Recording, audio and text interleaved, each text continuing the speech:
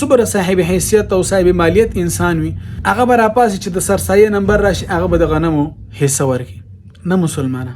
دا ډیر لوی ظلم ده علما بلکې علما دا فرمایي چې دا اضعف الایمان ده ګور صدقه فطر یعنی سرسایه صدقه فطر به ولي ورکوي او صدقه فطر کې به څه ورکوي دا ډیر اهم موضوع د مسلمانانو او د دې میاشت سره ډیر لوی نسبت ده فرمایي چې فطر افطار د روزي پوره کېدو ته وایي او صدقه فطر د روزي په پوره کېدو سره ادا کیږي چې کله روزي پوره سي انسان بیا صدقه فطر ورکوي دیتا صدقه الفطر هم وایي دیتا فطرانه هم وایي دیتا زکات الفطر هم وایي او زمونږ تاسو پښتانه دیتا سرسایه هم وایي دا په اسلام کې د واجب درجه لري حضرت جرير بن عبد الله رضی الله عنه د حضور صلی الله علیه و سلم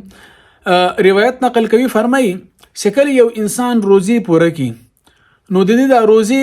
د ځمکې او د اسمان په منځ کې ولاړ وي دا بر نه زی کله چې انسان صاحب نصاب انسان صاحب سید باندې الله رب العزت صدقه فطر واجب کړی وي هغه انسان چې کله صدقه فطر ورکي نو د دې د روزي په بر اسمان طرف ته لاړ شي فرمایي چې کله انسان صدقه فطر ورکي د دې د روزي په قبولیت کې بیا یو شی هم رکاوټ نشي راتللی فرمایي چې صدقه فطر کې بس ورکوي صدقه فطر کې سلور شیزونه دي سلور کټګری دي غنم جوار کجوري او کشمش خلک ورته ممیز هم وایي څومره به ورکوي غنم دا تقریبا په کم 2 کیلو دي خو احتیاطاً علما فرمایي چې 2 کیلو ورکړل شي د کې احتیاط ده باقی دا درې شیزونه جوار او کجوري او کشمش دا وایي چې 3.5 کیلو یعنی 3.5 کیلو به دا ورکوي خوي چې اوس غنم به ورکوي جوار به ورکوي کجوري به ورکوي کشمش د ممیز به ورکوي دا شیزونه به ورکوي کې د قیمت به ورکوي علما فرمایي چې د دې معین شینه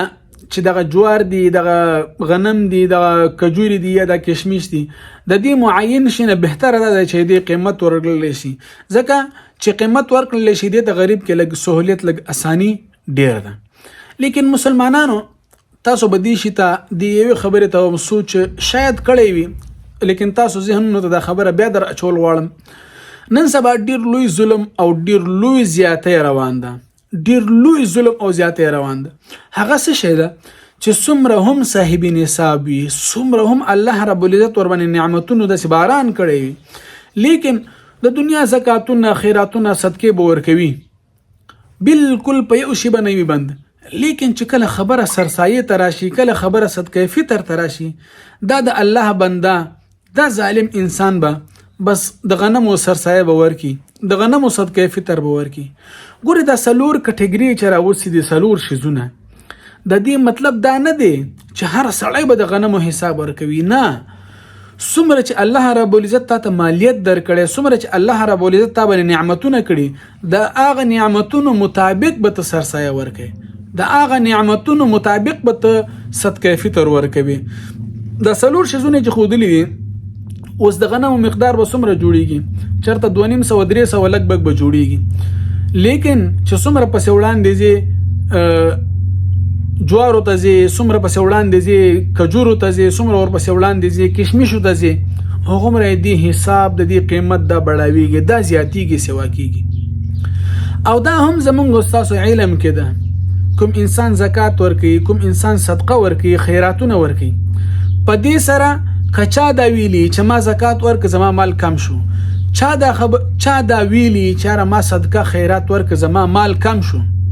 دا کې دی نشي دا انسان دروغجن دی بالکل دی انسان په دې خبره کې څه حقیقت نشته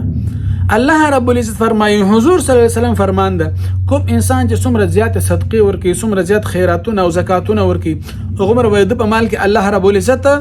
هغه برکات ورکي اچي هغه دغه مال سوا کې او دا عین شواهد دي دا بالکل په خپل سترګم یو قص لیدلې وای چې ما دې کال زکات سوا ورک الله رب العزت ما ته ګټه دې کال سوا را کړو نو یو زکات نه دا صدقه هم دغه شی دي او صدقو سره بلاګانې الله رب العزت ټال کوي، بلاګانې الله رب العزت ختمي. نو مسلمانانو دا ډیر لوی ظلم ده چې یو انسان څومره صاحب مال، څومره صاحب حیثیت او صاحب مالیت انسان وي، هغه به راپاسي چې د سرسایه نمبر راشي، هغه به د غنمو حصه ورکړي. نه مسلمانه، دا ډیر لوی ظلم ده. بلکې علما دا فرمایي چې دا اضعف الایمان ده. ګور روزو سره د انسان بالکل دا نفس ووینځل شي، خواهشات د روزو سره ختم شي. لیکن د روزو په د اخر کې چې کم تا باندې صدقه فطر یعنی سرسایه واجب شي، په دې کې ته بیا دومره کمزوري ایمان ښکاره کې چې بالکل دماغ کار ورته ونه کی، عقل حیران شي دلته چې انسان الله رب العزت ته باندې څومره فراوانی کړي، څومره الله رب العزت ته باندې نعمتونو باران کړي دي، لیکن ته ظالم بیا هم راشي او د غنمو حساب ورکي. ولې د نورو د جوارو حساب بسوک ورکي، د کجورو حساب بسوک ورکي، د کشمشو حساب بسوک ورکي.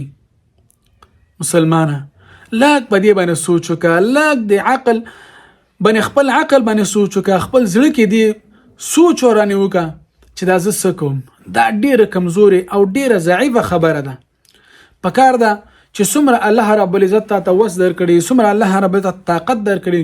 څومره الله رب العزت ته باندې د نعمتونو باران کړي، ته د هغه حیثیت سره صدقه فطر یعنی سرسایه ورکي.